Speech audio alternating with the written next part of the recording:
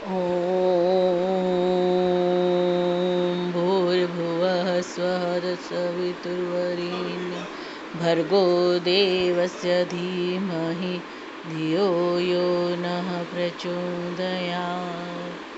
कुटी प्रवेश, अंतःऊर्जा, जागरण साधना अपने घर के कमरे में ऑनलाइन आप कैसे कर सकते हैं, इसकी जानकारी आप लोगों को इस वीडियो में दी जा रही है।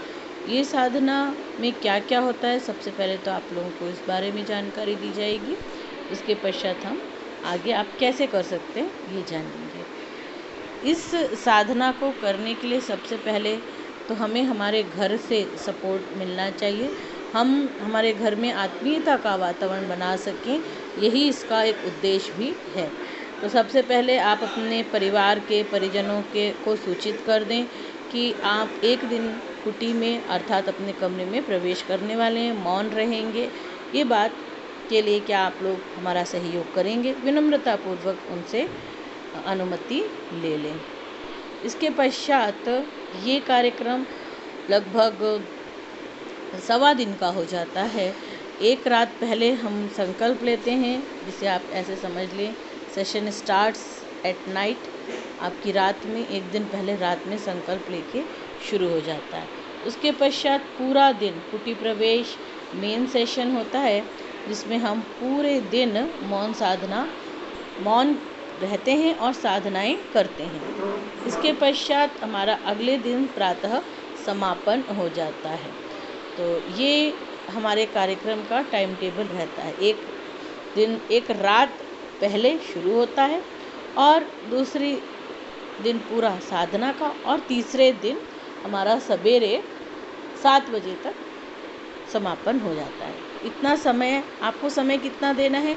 आपको समय देना है एक रात पहले, ताकि प्रातः आप जग सकें। तो सवेरे 4 बजे से लेकर रात के 9 बजे तक साधनाएं एक दिन की हैं। वैसे शांति कुंज हरिद्वार में ये 5 दिवसीय साधना सत्र चलते हैं, उसको एक दिन में कन्वर्ट किया है ताकि आपको उसका एक आभास हो जाए।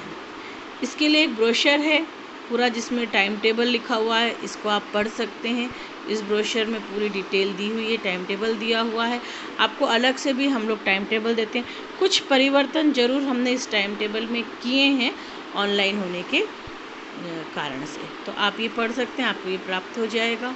इसके पश्चात आपको आपके एक कमरे में हम साधना करने के लिए एक कमरा चुनते हैं, उसकी तैयारी करते हैं, जिसके अंदर आप एक साधना स्थल बनाएंगे, अपना बेड रखेंगे, अपनी किताबें, पेन, कॉपी, पानी, घड़ी तो वैसे मोबाइल में होती है, फिर भी बार बार मोबाइल घड़ी के लिए देखने की बजाय एक घड़ी हो तो अच्छा रहता है। पर पानी की व्यवस्था ज़रूर रखें, क्योंकि बार बार प्यास लगती है तो कमरे से बाहर ना निकलना पड़े। तो ये कुछ व्यवस्था अपने कमरे में करके रखते हैं। कपड़े हमारे जो हमें पहनने हैं, एक पीला दुपट्टा, वो तो ये इसकी भी आपको जानकारी एक अलग वीडियो में मिल जाएगी। इसके पश्चात समय सारणी, प्रातः जागरण सूर्योदय के पूर्व होता है। सूर्य उदय हो उसके पहले ही जागरण, लगभग 3:45 बजे हम लोग जाग जाए, 4 बजे तक मैक्सिमम जाग जाए। इसके पश्चात इस साधना के अंतर्गत विभिन्न प्रकार के प्राणायामों की व्यवस्था है। इसमें आप जो देख रहे हैं ये प्राणायाम मुद्रा है। ये प्राणायाम मुद्रा जो है, इसकी उल्टी प्राण मुद्रा होती है। मतलब कि जो पहली 2 उंगलियां नीचे झुकी हैं उनको ऊपर कर दें और बाद की 2 उंगलियों को अंगूठे से टच कर दें, वो प्राण मुद्रा है। और ये प्राणायाम मुद्रा में ज़्यादातर प्राणायाम होते हैं। इसके पश्चात विभिन्न प्रकार के ध्यान हैं, इसमें अलग अलग तरीके के ध्यान का कार्यक्रम, जैसे पंचकोश का ध्यान है, अमृत वर्षा का ध्यान है, दर्पण साधना में भी ध्यान का क्रम होता है। ध्यान को बहुत महत्व दिया गया है। युग निर्माण सत्संकल्प, परम पूज्य गुरुदेव पंडित श्रीराम शर्मा आचार्य जी ने नए युग लाने का संकल्प लिया कि मनुष्य अपने भाग्य का निर्माता आप है।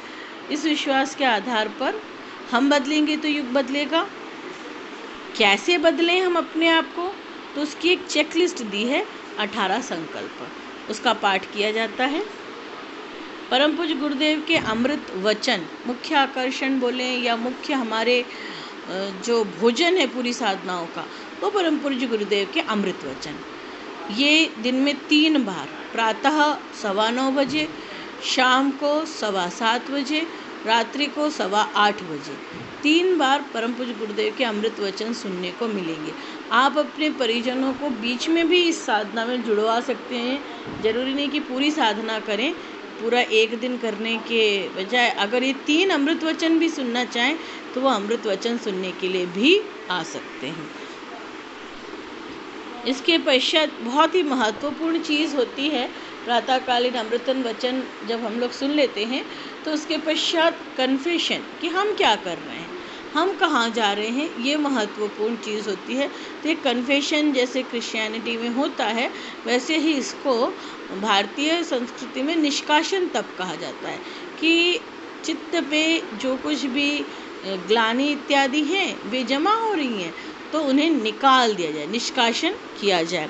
तो इसके लिए निष्कासन के लिए चिंतन मनन किया जाता है, एक पेज में लिखा जाता है, जो भी गलतियाँ जो भी ग्लानि हैं उसको लिख दिया जाता है और फिर अग्निदेव को समर्पित करते हैं। साथ ही संशोधन करने के लिए एक कागज़ में संकल्प लिए जाते हैं कि हम क्या करेंगे आने वाले दिनों में।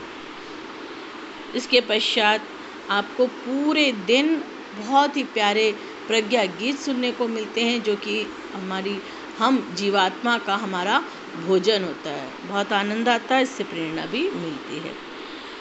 ऐप जो इस्तेमाल किया जाता है, उपयोग में लाया जाता है इस साधना हेतु, उसका नाम है फ्री कॉन्फ्रेंस कॉल। ये उसका लोगो है, आप इसे देख सकते हैं ऐप स्टोर से या फिर प्ले स्टोर से आप डाउनलोड कर सकते हैं, इंस्टॉल कर सकते हैं। इसके पश्चात आपको फीडबैक फॉर्म एक भर देना होता है। जब साधना पूरी हो जाए तो एक फीडबैक फॉर्म आप भर दिए और अपनी उपस्थिति, फीडबैक फॉर्म को हम ये भी मान सकते हैं कि आपने साधना करी, इसकी आप एक प्रति अपनी कि हाँ हम साधना समर्पण बोलते हैं, उसको समर्पित कर दें। साधना समर्पित करने के लिए एक फॉर्म।